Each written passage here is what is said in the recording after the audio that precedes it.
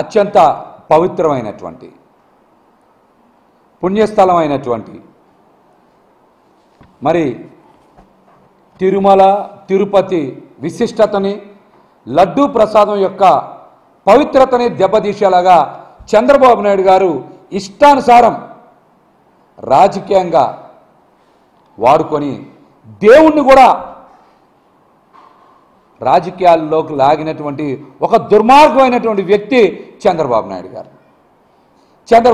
గారు ఆయన రాజకీయ ప్రయోజనాల కోసం వ్యక్తిగత స్వార్థం కోసం స్వలాభం కోసం తిరుమల వెంకటేశ్వర స్వామి పవిత్రతని దెబ్బతీశారని లడ్డూ విశిష్టతని అదేవిధంగా వెంకటేశ్వర స్వామి పేరు ప్రతిష్టల్ని నడి రోడ్డు మీద పెట్టారని ఈ రోజున ప్రపంచవ్యాప్తంగా చంద్రబాబు గారిని చేదరించుకోనటువంటి ఒక్క హిందూ కూడా లేరు.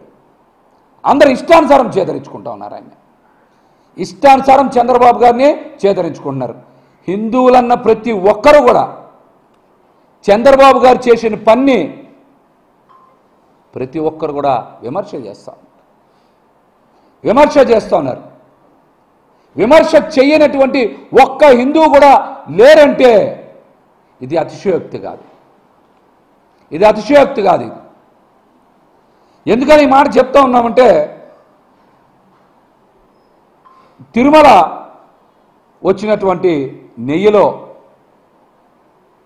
నాణ్యతా ప్రమాణాలకి అనుగుణంగా లేవని ట్యాంకర్లు తిప్పి పంపామని ఆ నెయ్యిని ఎక్కడా వాడలేదని ఈవో శ్యామలరావు గారు చెప్తే చంద్రబాబు నాయుడు గారు అవి వాడేశారని అబద్ధ ప్రచారాలు చేస్తూ ఉన్నారు. మీరు రాజకీయం చేయాలంటే జగన్మోహన్ రెడ్డి గారు చెప్పారు కదా, బంగారంలాగా ఆయన మీద రాజకీయాలు చేయమని చెప్తా ఉన్నారు. కానీ దేవుణ్ణి మతాల్ని అడ్డం పెట్టుకొని మత విద్వేషాలు రెచ్చగొట్టే రాజకీయాలు చెయ్యొద్దని జగన్మోహన్ రెడ్డి గారు చెప్పినటువంటి మాటను కానీ సవాల్ని కానీ స్వీకరించే దమ్ము చంద్రబాబు నాయుడు గారికి ఉందా?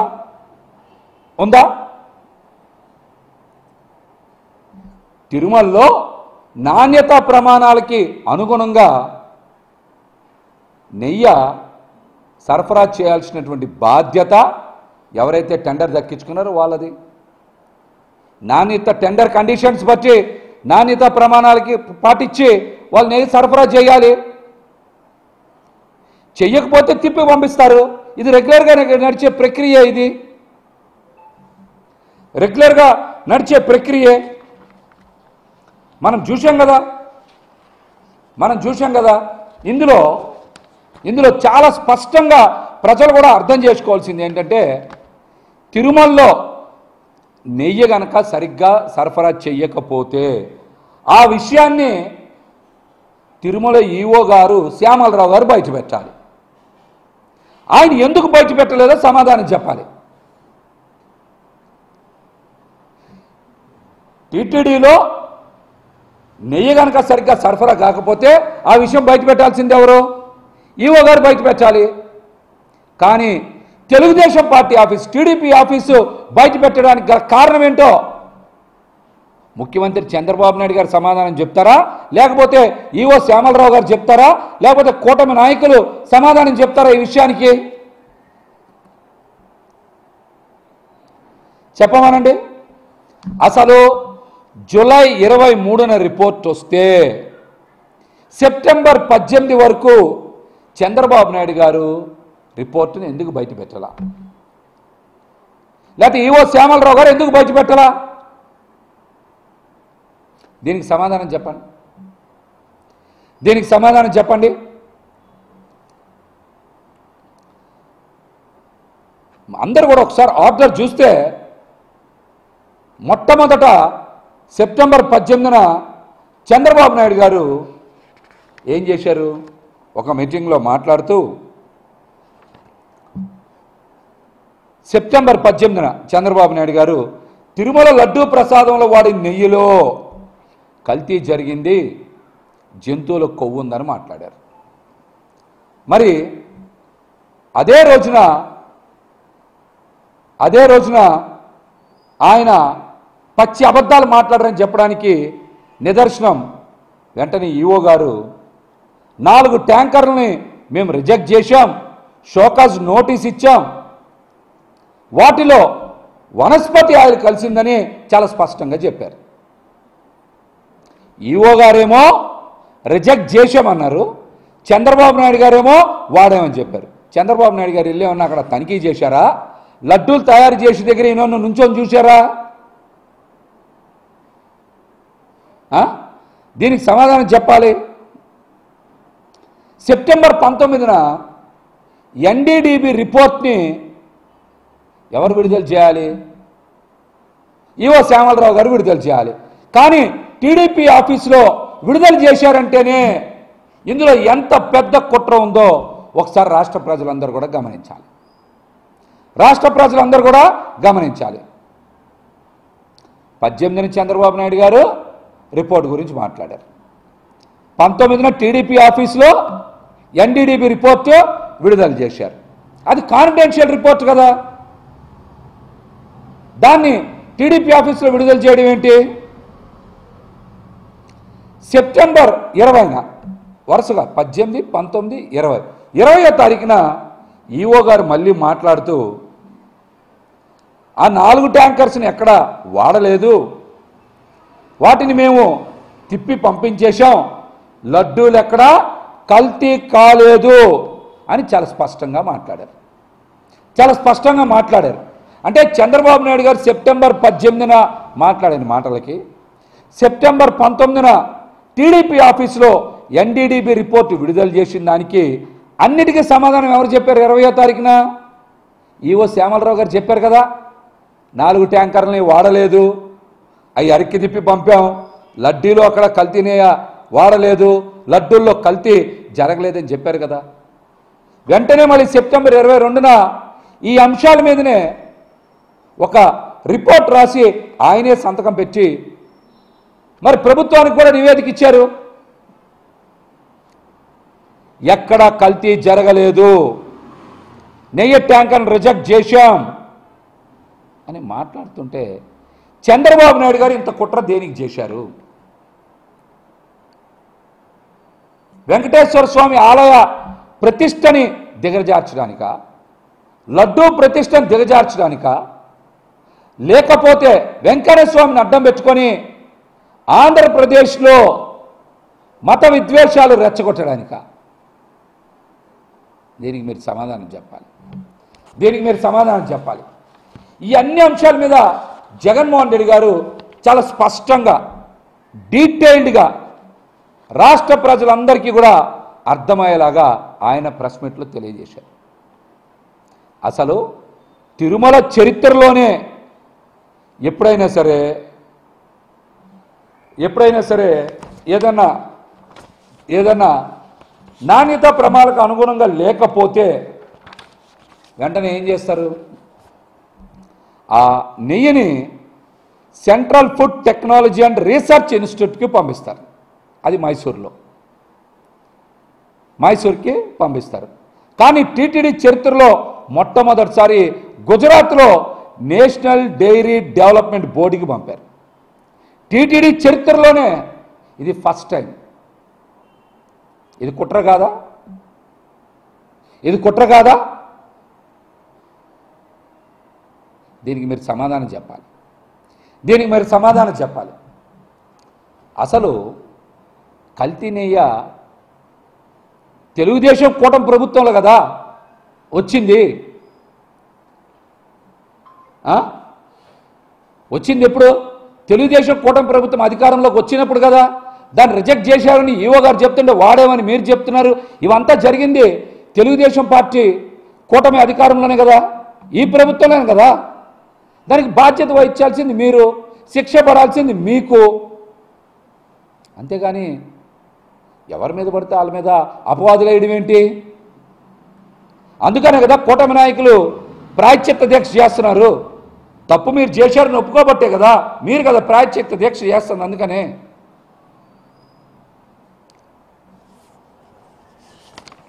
అంతే కదా, మీరే కదా తప్పు చేశారు, అందుకే మీరే ప్రాయశ్చిత్త దీక్ష చేస్తున్నారు. రాష్ట్రంలో ప్రతి ఒక్కరూ చంద్రబాబే దోషం చెప్తా ఉన్నారు.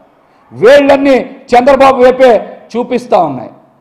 సాక్ష్యాధారాలతో సహా కుట్రలన్నీ కూడా బయటపడబట్టే ఈ రోజున ఏదో రకంగా బయటపడాలని చంద్రబాబు గారి అనుకూల అధికారులతో సిట్ ఏర్పాటు చేశారు. మరి త్రిపాఠి గారి గురించి కూడా మనం ఎన్నికల ఫలితాలకు ముందు చూసాం. పల్నాడులో ఎంత విధ్వంసం జరిగిందో చూసాం. మరి జరిగినప్పుడు ఈ సిట్ దేనికి? మీకు నచ్చిన అధికారులతో మీకు ఇష్టం వచ్చినట్టు సిట్ ఏర్పాటు చేస్తే దోషి మీరు కాబట్టి మీరు ఏర్పాటు చేసిన వాళ్ళు మిమ్మల్ని ఎక్కడ దోషం డిక్లేర్ చేస్తారా? వాళ్ళు దోషం డిక్లేర్ చేస్తారా? చెప్పండి, చేస్తారా? చంద్రబాబు గారు ప్రభుత్వం ఏర్పడిన తర్వాతే కదా టెండర్ జూలై 10 నుంచి స్టార్ట్ అయింది సదర్ నెయ్యి కంపెనీకి. అప్పుడే కదా జూన్ 12, జూన్ 21, జూన్ 25, జూలై 4 వచ్చి 4 ట్యాంకర్ని యాక్సెప్ట్ కూడా చేశారు.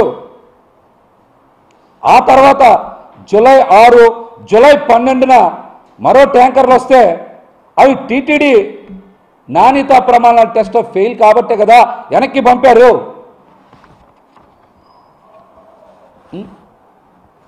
మీరు అసలు సుప్రీంకోర్టు విచారణకి ఎందుకు ముందుకు రావట్లేదు? దీనికి సమాధానం చెప్పండి. సుప్రీంకోర్టు విచారణకి మీరు ఎందుకు ముందుకు రావట్లేదు? దీనికి సమాధానం చెప్పండి. ప్రజల ముందు దోషి ఎవరన్నా ఉన్నారు అంటే అది ఈ రోజున చంద్రబాబు నాయుడు గారు అని చాలా స్పష్టంగా తెలిసింది. తిరుపతి లడ్డూ విషయంలో చంద్రబాబు గారి పాపాలని ఎండగట్టడంలో అన్ని వాస్తవాల్ని ఆధారాలతో సహా మాజీ ముఖ్యమంత్రి వర్యులు జగన్మోహన్ రెడ్డి గారు ప్రజల ముందు పెట్టారు. ఈ రోజున రాష్ట్రంలోనే కాదు ప్రపంచంలో ఉండే ప్రతి ఒక్కరికి కూడా చంద్రబాబు నాయుడు గారు దోషని అర్థమైపోయింది.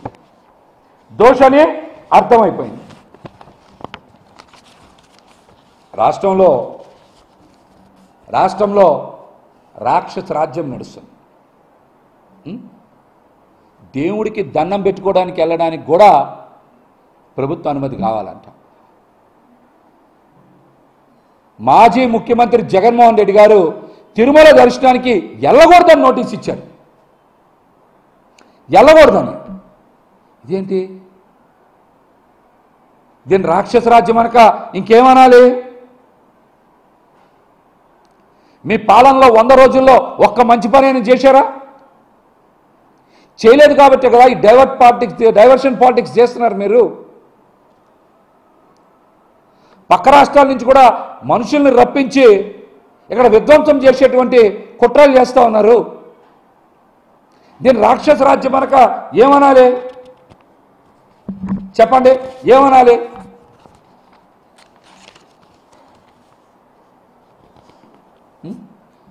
ఇవన్నీ కూడా ప్రజలకు తెలిసిపోయినాయి. ఈ కూటమి అధికారంలోకి వచ్చిన తర్వాత సూపర్ 6 లేదు, అంతా సూపర్ స్కామే. ఒక్క పథకం కూడా అమలు చేయలేకపోయారు. వర్షాలు తుఫాన్ల వల్ల నష్టపోయిన ప్రజలకి అండగా నిలవలేకపోయారు. ప్రభుత్వ లెక్కల ప్రకారమే కదా 6,800 కోట్ల రూపాయలు నష్టం వస్తే ప్రభుత్వం ఇచ్చింది 200 కోట్లే, కానీ దాతలు ఇచ్చిన విరాళాలు 400 కోట్లు. అంటే ప్రజలుగా అండగా ఉన్నారు, కానీ ప్రజలకి ఎక్కడా కూడా కూటమి ప్రభుత్వం అండగా లేదని మీరు చెప్పిన గణాంకాలే కదా తెలుస్తూ ఉన్నాయి.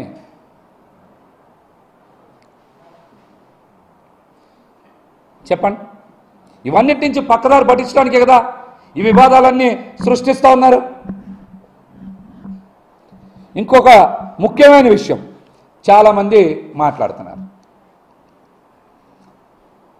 గోశాలని ఏర్పాటు చేసి నిత్యం గోవులకి మేతేస్తా గోపూజ చేసే వ్యక్తిని హిందూ ధర్మాన్ని ఆచరిస్తున్నారని అంటారా అనరా? జగన్మోహన్ రెడ్డి గారు ఇంట్లో గోశాల ఉంది, ఆయన గోవుల్ని పూజించట్లేదా?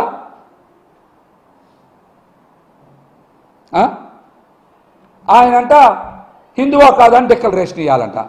గొడ్డు మాంసం తినమని చెప్పేవాళ్ళు మాత్రం హిందువు మీకు, ఆయన డిక్లరేషన్ ఎవరు? గోవుల్ని పూజించే వాళ్ళు హిందూ ధర్మాన్ని గౌరవిస్తున్నట్ట, ఆచరిస్తున్నట్ట, లేక గొడ్డు మాంసం తినండి అని చెప్పేవాళ్ళు హిందూ ధర్మాన్ని ఆచరిస్తున్నట్ట? దీనికి సమాధానం చెప్పమనండి. అదేవిధంగా ఈ ప్రాయశ్చిత్త దీక్ష చేసే వాళ్ళందరూ తప్పు చేశారు, ఎలా వెళ్తున్నారు? తప్పు మీద ఇంకో తప్పు చేస్తున్నారు. వాళ్ళు దేవాలయాల్లోకి పార్టీ జెండాలు, పార్టీ కండువాలు, పార్టీ ప్లెకార్డులు పట్టుకొని వెళ్తున్నారు. ఇది ఆచారమా, రాజకీయమా? దేవాలయాల్లోకి బాలకృష్ణ గారు చూసారా? దేవాలయాల్లోకి ఏం చేస్తున్నారు? అందరూ ప్లెకార్డులు పట్టుకెళ్తున్నారు, కండువాలు వేసుకుంటున్నారు, పార్టీ దీని మీద ఫోటోలు దిగుతున్నారు. కనీసం మీరు హిందూ ధర్మం పట్ల, ఆలయ సాంప్రదాయాల పట్ల మీకు కనీస గౌరవం ఉందా? ముందు దీనికి ప్రాయశ్చిత్త దీక్షకు పిలువనిచ్చినటువంటి పవన్ కళ్యాణ్ గారు కూడా సమాధానం చెప్పాలి. ఇందాక కూడా చెప్పా, మళ్ళీ రిపీట్ చేస్తున్నా. గొడ్డు మాంసం తినచ్చని చెప్పిన పవన్ కళ్యాణ్ గారు సనాతన ధర్మం గురించి మాట్లాడే అర్హత ఉందా?